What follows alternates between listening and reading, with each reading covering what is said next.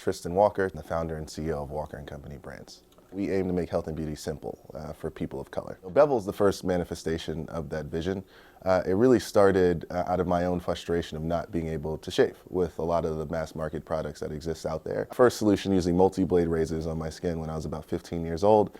I used it, woke up the following morning completely broken out, right? Only to realize 15 years later, it was a function of my having kind of coarse curly hair and those things cutting the hair beneath your skin, right? And it's just gonna grow in your skin, which is disgusting.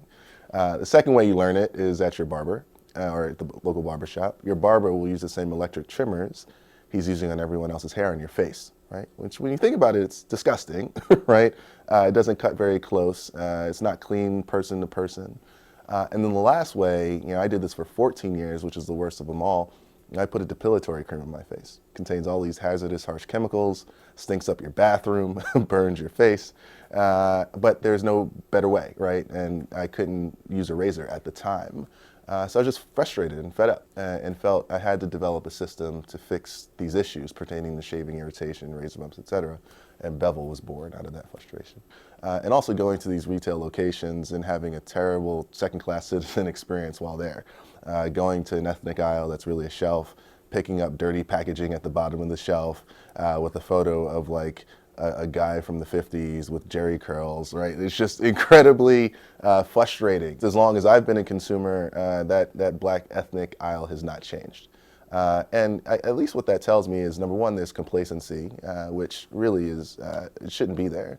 Two, it tells me that these companies are making enough money to not have to change.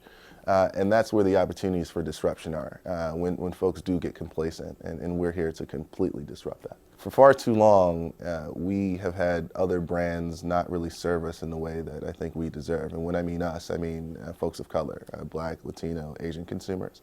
And this is a shame, particularly considering how culturally influential a demographic group this is, how fast growing it is domestically. It's the majority of the world, right?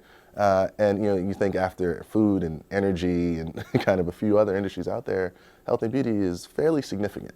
And it's a shame that the diversity of product, again, hasn't reflected the diversity of the consumer. And we hope to change that. So it's a big idea, it's an important one, and we think it matters.